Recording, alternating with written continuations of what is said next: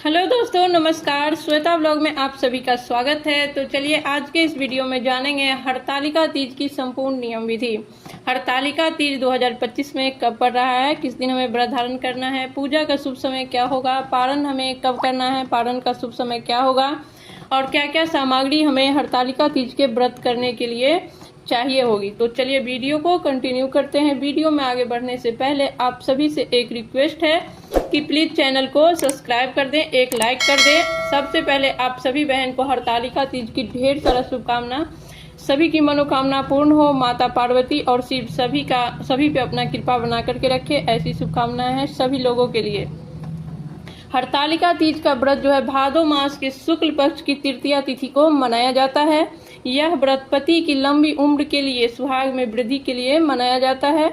यह व्रत पूरे 24 घंटा निर्जला रहकर किया जाता है। सूर्य उदय से लेकर अगले सूर्य उदय तक निर्जला इस व्रत को किया जाता है। तो व्रत थोड़ा कठिन है, लेकिन ये व्रत बहुत ही फलदायी होती है और सभी सुहागन महिला जो है वो करती है। और एक बार अगर आप प्रारंभ कर दिए हैं तो बीच में इसको छोड़ा नहीं जाता है, किया ही जाता है। हर साल आपको करना है और व्रत उठाना चाहते हैं तो उठा भी सकते हैं।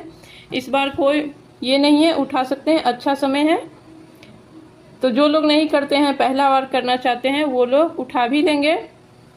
इस व्रत में भगवान शिव और माता पार्वती का पूजा किया जाता है। तो चलिए जानते हैं तीज व्रत में पूजा सामग्री हमें क्या क्या चाहिए होगी और किस विधि से पूजा किया जाता है। तो तीज व्रत में पूजा सामग्री जो हमें चाहिए, सबसे पहले खुद पहनने के लिए जो होता है कोरा वस्त्र चाहिए होगा, नया वस्त्र और चूड़ी, और 16 श्रृंगार करके ये व्रत किया जाता है। तो 16 श्रृंगार करके, श्रृंगार नया खरीदना नहीं है करने के लिए, उस दिन यूज करने के लिए, लेकिन साड़ी और चूड़ी आपको नया ही खरीदना चाहिए और लहठी खरीदना चाहिए। तो ये हमें नया ही लेना है। पहले से आप सिलवा करके ब्लाउज, पेटीकोट या फिर जो भी आप सूट भी पहन सकते हैं, लाल, पीला, हरा कोई भी ले सकते हैं, लेकिन लाल ज़्यादा अच्छा होता है, तो आप ले लीजिए। दूसरा जो चीज़ है, पार्वती माता को चढ़ाने के लिए 16 श्रृंगार का सामान, और साथ में आप साड़ी भी ले सकते हैं चढ़ाने के लिए, या नहीं तो आप एक ब्लाउज का पीस भी ले सकते हैं।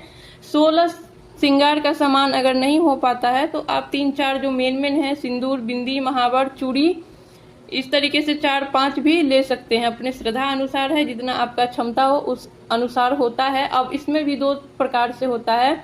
एक होता है कि 16 श्रृंगार चढ़ा करके आप उसका दान कर सकते हैं। दूसरा होता है कि 2-2 सभी सामग्री 2-2 चढ़ाइए, एक सेट जो है आप दान कर दीजिए पंडित जी को, और एक सेट आप खुद रखिए। खुद रखने से क्या होता है, जो भी आप सुहाग का सामान चढ़ाते हैं उसमें माता का आशीर्वाद हो जाता है, तो वो विशेष हो जाता है। इसीलिए जैसे कि यूज के लिए आप बाद में खरीदेंगे ही, तो खरीदिए और चढ़ा करके और रख सकते हैं, तो ये बहुत अच्छा होता है। तो 16 श्रृंगार का सामान खरीद लीजिए, ब्लाउज का पीस या साड़ी जो भी आप खरीद सकते हैं, उस हिसाब से चढ़ाने के लिए भी खरीद लीजिए।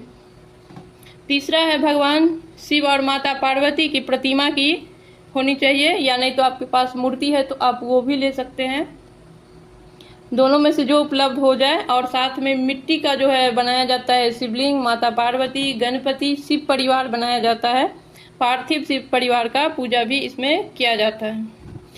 उसके बाद जो हमें चाहिए होगा आसन, लाल या पीला कोई भी कलर का एक चौकी ले लीजिए और उस पर बिछाने के लिए लाल या पीला आसन ले लीजिए पूजा करने के लिए। फिर अभिषेक करने के लिए हमें पंचामृत चाहिए होगा, 5 तरह दूध, घी, शक्कर, दही, इस तरीके से, और शहद, और शुद्ध जल और गंगा जल का 1 लोटा ले लीजिए भर करके अभिषेक करने के लिए। फिर कलश स्थापना कर रहे हैं तो कलश स्थापना की सामग्री होना चाहिए 1 लोटा, जिसमें कंठ तक जल भरिए, थोड़ा सा उसमें सिक्का, सुपारी, पान, पंच पल्लव लगा सकते हैं, और उसके ऊपर रखने के लिए 1 श्रीफल, या फिर आप दीप कलश भी रख सकते हैं। एक पात्र में थोड़ा सा अक्षत रख के उसके ऊपर दीप प्रज्वलित कर सकते हैं। तो दोनों कलश जो है इसमें स्थापना होता है, श्री कलश या दीप कलश। तो जो आप करते हैं उस हिसाब से सामग्री का व्यवस्था कर लीजिए। फिर हमें चाहिए होगा धूप, दीप, चंदन, अक्षत, रोली, भगवान शिव को चढ़ाने के लिए जनेऊ, इत्र आदि जो पूजा की सभी सामग्री होती है। आप इसमें अखंड ज्योत भी जला सकते हैं, क्योंकि पूरी रात जो है ना जागरण होती है, इसमें सोया नहीं जाता है, तो पूरे रात हमें दीप प्रज्वलित करना होता है। अखंड दीप आप जरूर जलाएं, ये बहुत अच्छा होता है। तो एक बड़ा सा दीप और कलावा से पूरी रात जले, उस हिसाब से बाती बड़ा सा लगा लीजिए। घी या तिल के तेल का, दोनों में से कोई भी आप जला सकते हैं। तो उस हिसाब से आप ले लीजिए अखंड जोत जलाने के लिए। फिर 5 तरह का जो होता है सीजनेबल फल लिया जाता है। जो भी फल आपको प्राप्त हो जाए 5 तरह का फल ले लीजिए। फिर कोई भी मिठाई ले सकते हैं, मिष्ठान में कोई भी आप ले सकते हैं, लड्डू, बतासा या फिर कुछ भी। लेकिन इसमें जो होता है गुजिया का प्रसाद जो होता है ना, वो विशेष प्रसाद में आता है। तो गुजिया का प्रसाद उस दिन बनाया जाता है। दिन में आप बनाइए, शाम को अगर पूजा कर रहे हैं तो, या फिर अपने अनुसार आपको जब टाइम मिल जाए तो बना सकते हैं। दिन में पूजा कर रहे हैं तो सवेरे बना लीजिए, या फिर दिन में बना करके शाम में पूजा कर सकते हैं। लेकिन गुजिया प्रसाद जरूर से चढ़ाया जाता है, तो इस दिन गुजिया का प्रसाद जरूर चढ़ाएं। और एक दिन पहले ही नया मिट्टी का बर्तन लिया जाता है जिसमें दही जमाया जाता है चढ़ाने के लिए। तो एक दिन पहले ही मिट्टी का बर्तन खरीद करके और उसमें दही जमा करके रखिए, वो भी चढ़ाया जाता है। मतलब ये दोनों चीज जो है सीजनेबल फल और जो मिष्ठान ले रहे हैं उसके अलावा ये दोनों चीज विशेष होता है।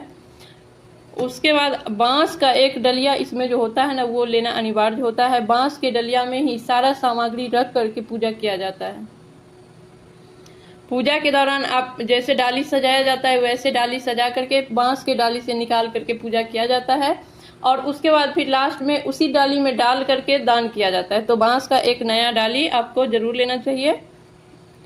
फिर हमें चाहिए होगा फूल माला। जो भी सीजनेबल फूल माला आपको मिल जाए वो आप ले सकते हैं चढ़ाने के लिए। भोले बाबा को चढ़ाने के लिए बेलपत्र ले लीजिए, धतूरा का फूल ले लीजिए, फल ले लीजिए, समी पत्र ले लीजिए। गणपति को चढ़ाने के लिए दुर्वा, माता को, पार्वती माता को चढ़ाने के लिए गुलाब या गुड़हल का फूल, और भोले बाबा को सफ़ेद फूल। जो भी ना मिले तो आपको जो भी फूल प्राप्त होता है वो आप चढ़ा सकते हैं। तो हमें कुछ फूल चाहिए। उसके बाद हमें दक्षिणा जरूर से रखना है अपने श्रद्धा अनुसार, जितना भी आप रख सकते हैं उस हिसाब से कुछ भी 21, 51, 500 या 1000 जितना आप रखना चाहते हैं। दक्षिणा हमें बाद में जो है जरूर चढ़ाना चाहिए। दक्षिणा रखने से पूजा में जो रही सही कमी होती है वो पूरा हो जाता है, इसीलिए हमें दक्षिणा जरूर चढ़ाना चाहिए। तो चलिए ये थी कुछ हरतालिका तीज की पूजा सामग्री, और इसी विधि से जो है ना पूजा भी किया जाता है। तो चलिए अब जान लेते हैं कि पूजा करने का शुभ समय कब है हरतालिका तीज व्रत में। हरतालिका तीज व्रत जो है 26 अगस्त 2025 दिन मंगलवार को व्रत धारण किया जाएगा। तृतीया तिथि जो है प्रारंभ होगी 25 अगस्त सोमवार दोपहर 12:35 पर। तृतीया तिथि का समापन होगा 26 अगस्त दिन मंगलवार को दोपहर 1:54 पर।